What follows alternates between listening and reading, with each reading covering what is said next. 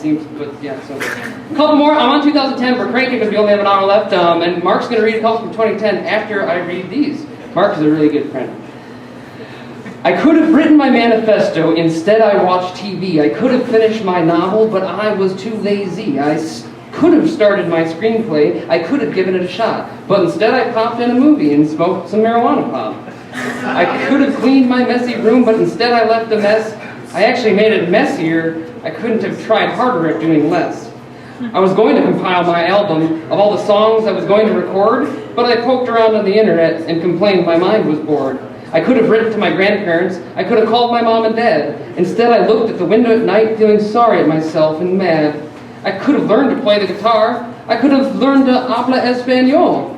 But instead, I checked casual encounters to see if anyone searched my soul. I could have worked in the kitchen. I could have found something to cook. But instead, I snoop-stalked around on the walls of Facebook. I should have sat and written a sonnet or a poem. Instead, I sent a message from my fancy phone. There's a bunch of things I should have done. There's a bunch I did not. Now I sit here at the end of the night with nothing to show for what I got. Wow. Very nice.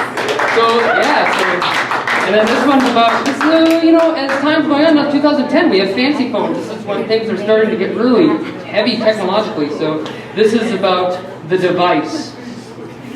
A man had a device, a fantastic device. A man had a machine. It treated him nice, would give him advice made by the angels of dreams. When the man had a problem, he'd look to his device. He'd look at his little friend. He could communicate his love and hate by simply thinking send.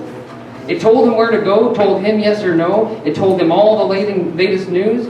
All he could know, he was able to grow. All he had to do was pick and choose. It gave him the power to fly through the hours. It doubled his rate of work. He loved his device, and his device loved him. Till things began to go berserk. The man couldn't stop looking into it. His eyes became magnetized. He stopped talking to his neighbors. He never realized the machine was overtaking him. It drilled a hole right through his brain and tapped into his spirit through his synapses in his veins. It started eating him from the inside. It was turning him inside out. He never even struggled, gave a whimper or a shout, and nobody even noticed, not even the people in his home, because they all had devices of their very own. Thank you. Mark, are you ready to read one, two, or whatever? Sweet. Mark's known to everybody.